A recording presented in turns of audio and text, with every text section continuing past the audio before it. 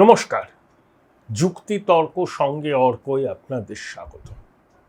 জগন্নাথ স্বামী নয়ন পথগামী ভব তুমে, জয় জগন্নাথ জয় জগন্নাথ জয় জগন্নাথ। জগন্নাথ সপ্তাহে আপনাদেরকে স্বাগত।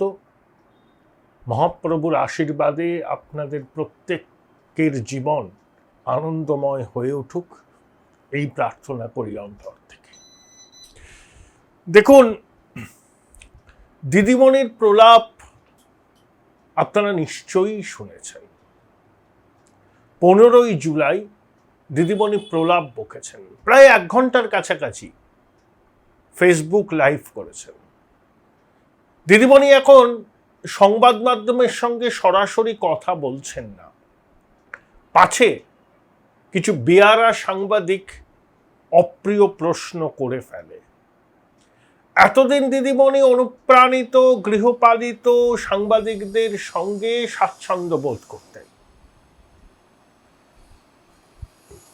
একজনকে তো বিরাট বড় মাতব্বর বানিয়েছিলেন, সেই সাংবাদিক নামেই সাংবাদিক, আসলে তার কাজ ছিল ট্রান্সফার, পোস্টিং করা, তোলা। যাই হোক, সে এখন সেই প্রতিষ্ঠান থেকে বিতাড়িত। এখন কোথায় গা ঢাকা দিয়ে আছে আমরা জানি না। নবান্নয় বিধানসভায় মুখ্যমন্ত্রীকে ঘিরে থাকতেন তোষামুদে চামচারা। হ্যাঁ দিদি, হ্যাঁ দিদি। সূর্য পশ্চিম দিকে ওঠে দিদি যদি বলতেন, সমস্বরে এই স্তাবকবৃন্দ বলতেন, অসাধারণ দিদি আপনি আবিষ্কার করলেন, কেউ এটা করেনি। সত্যিই তো সূর্য পশ্চিম দিকে ওঠে। তা এই ধরনের অনুপ্রাণিত সাংবাদিকদের সঙ্গ তিনি পছন্দ করতেন। অন্য সাংবাদিকরা ভয়ে বা ভক্তিতে বা পুলিশি হেনস্থার আশঙ্কায় দিদিমণিকে প্রশ্ন করতেন না, তাই দিদিমণি নাগারে মিথ্যে কথা বলে যেতেন যতদিন তিনি ক্ষমতায় ছিলেন। এখন ক্ষমতা হারিয়েছেন, বেয়ারা সাংবাদিকরা 2-1টা প্রশ্ন করতে পারে, তাই তিনি সংবাদ মাধ্যমের সামনে মুখোমুখি হচ্ছেন না। কিন্তু তা সত্ত্বেও 15ই জুলাই বিকেল বেলা তিনি যে প্রলাপ বকলেন, দেখুন, সত্যি কথা উনি বলেন না, কখনো বলেন না। যা কথা বলেন 99.99% মিথ্যা কথা, আর বাকিটা অর্ধ সত্য। কালকে যেমন অনেক মিথ্যা কথা বললেন। প্রথম কথা, মদন মিত্র পালঙ্ক থেকে খাটিয়ায় এসেছেন, সেটা মদনবাবুর ব্যক্তিগত বিষয়। ঋতব্রত শিবিরে যাওয়ার আগে মাননীয়াকে হোয়াটসঅ্যাপে সরিও বলেছিলেন।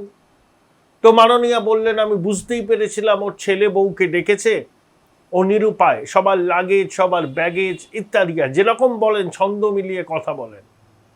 আর অভিষেক হচ্ছে বাঘের বাচ্চা, ওনাকে সেটিং করেনি বলেই ওকে বারবার এই তদন্তের নামে হয়রানির মুখোমুখি হতে হচ্ছে। এটাই ডাহা মিথ্যে কথা, ডাহা মিথ্যে কথা। দিদিমণির খুব আদরের কেষ্ট মাথায় অক্সিজেন কম যায় বলে পুলিশকে বোম মারতে বলেছিলেন।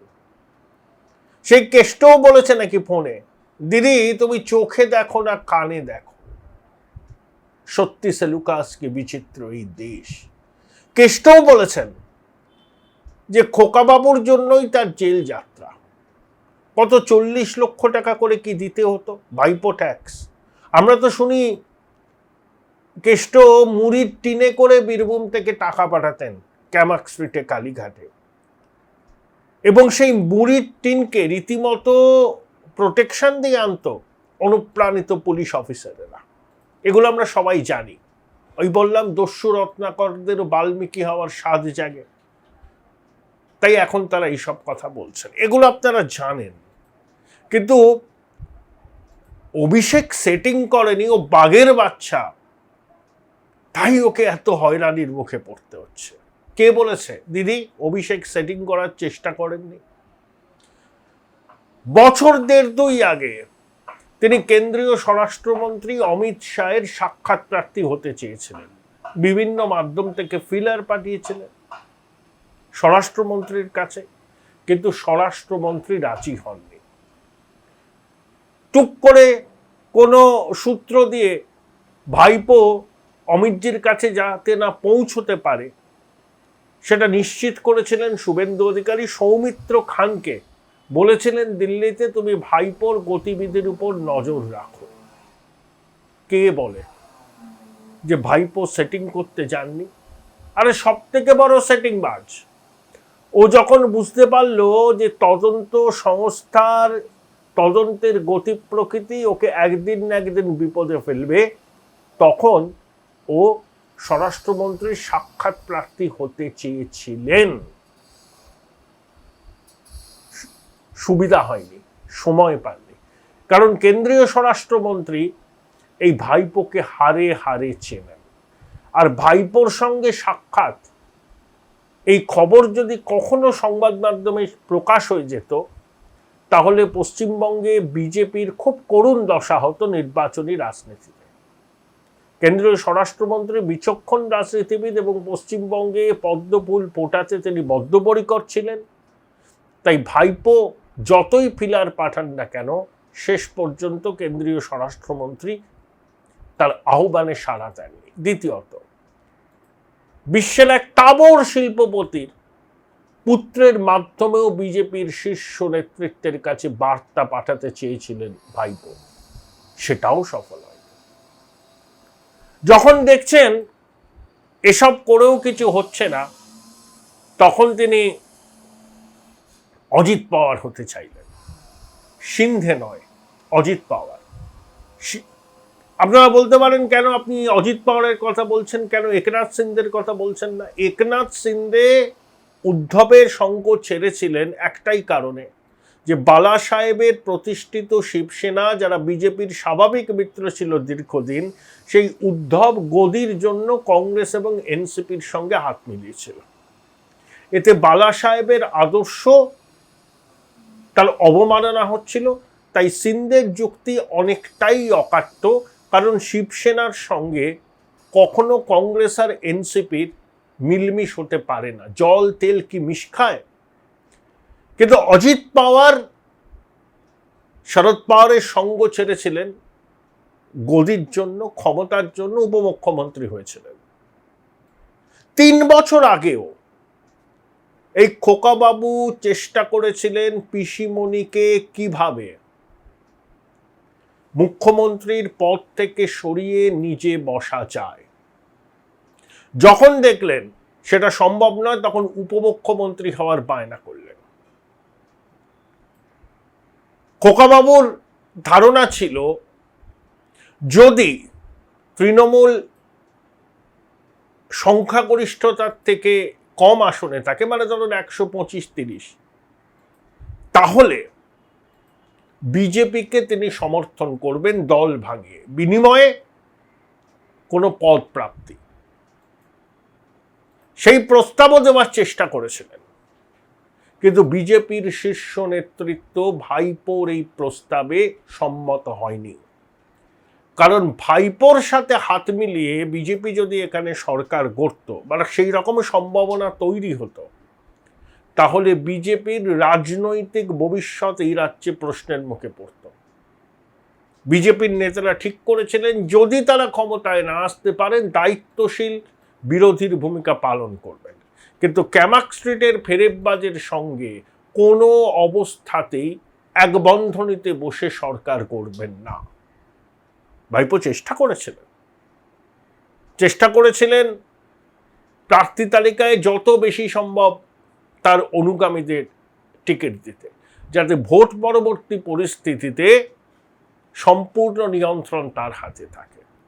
এবং পিসিমণিকে রাজনৈতিক সন্ন্যাসে পাঠানোর বন্দোবস্ত তিনি করেছিলেন, সবাই জানে, পিসিও জানে।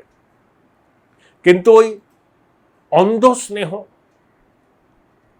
বাবু কিছু ভুল করতে পারে না। বাবু হচ্ছে সিজারের পত্নীর মতো সব সন্দেহের ঊর্ধ্বে। বাবু যে লুটলো বাংলাটাকে, আর দিদিমণি নীরবে থেকে প্রশ্রয় দিলেন, বললেন 14 পুরুষের সম্পত্তি বাবু তুই মানিয়ে নে, আমি তো আছি ছাতার মতো।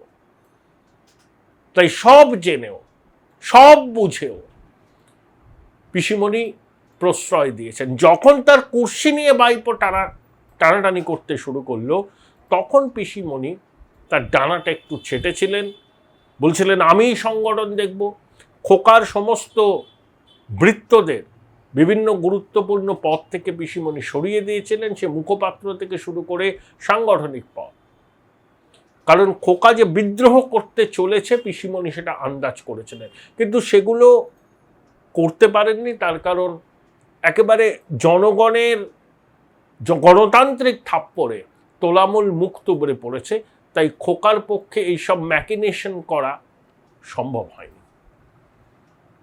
খোকা অনেক বার্তা দিয়েছেন দিল্লির বিজেপির শীর্ষ নেতৃত্বকে, সেটিং করেননি মানে করার চেষ্টা করেছিলেন, সারা পাননি।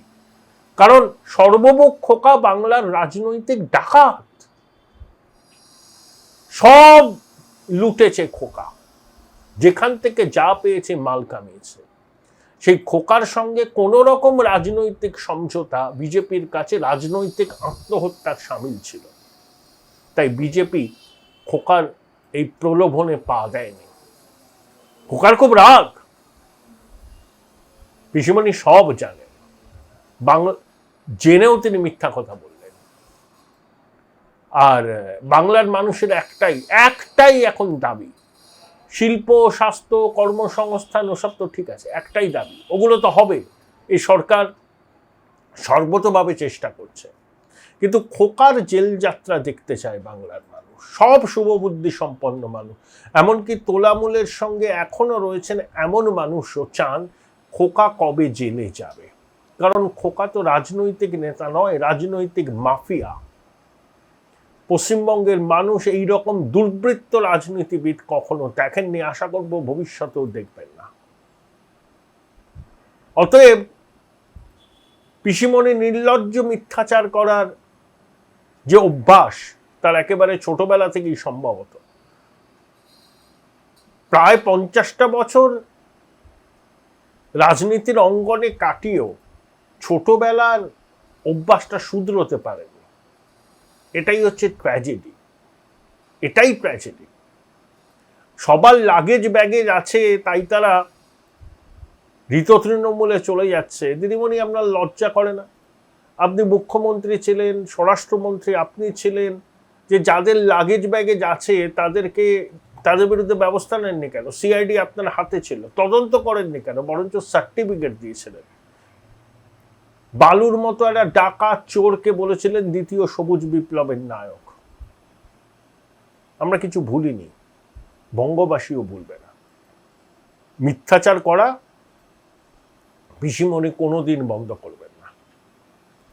একটা বিষয়ের উল্লেখ করে এই প্রতিবেদন শেষ করব। রাজ্য সরকার সিদ্ধান্ত নিয়েছেন মুখ্য সচিবের স্বাক্ষরিত সার্কুলার সব দপ্তরে পৌঁছে গেছে। দেখুন, বিভিন্ন দপ্তরে অনেক কাজ হয়তো, কোথাও যন্ত্রপাতির মেনটেনেন্স, কোথাও লজিস্টিক সাপ্লাই ইত্যাদি ইত্যাদি, কোথাও ম্যান পাওয়ার সাপ্লাই। তা দীর্ঘদিন ধরে একটা সংস্থাই কাজ করে যাচ্ছে, বছরের পর বছর তাদের কন্ট্রাক্ট রিনিউ হচ্ছে। তা নতুন সরকার ঠিক করেছে অটোমেটিক কন্ট্রাক্ট রিনিউ হবে না, প্রত্যেক দপ্তরকে নতুন করে টেন্ডার বা দরপত্র আহ্বান করতে হবে। সেই দরপত্রে যারা যোগ্য বিবেচিত হবে তাদেরকে বরাত দেওয়া হবে, এবং দরপত্র এক্সিস্টিং কন্ট্রাক্ট শেষ হওয়ার 3 মাস আগে থেকেই জারি করতে হবে। এটা না করলে সেটা কর্তব্যে গাফিলতি বলেই গণ্য হবে। খুব ভালো পদক্ষেপ। বিভিন্ন সংস্থা যেভাবে সরকারের বিভিন্ন দপ্তরে ঘাঁটি গেড়ে ফেলেছিল, মৌরসি পাট্টা চলত, অধিকাংশই ক্যামাক স্ট্রিট নিয়োজিত, আইপ্যাক নিয়োজিত। এই ঘাঁটিটা ভাঙতে হবে, এই মৌরসি পাট্টাটা ভাঙতে হবে। সেই জন্য সরকার এই উদ্যোগটা নিয়েছে। দেখবেন এখানেও বহু চুরি ডাকাতি হয়েছে এবং আমলাদের একাংশ এর সঙ্গে ঘনিষ্ঠভাবে যুক্ত ছিলেন।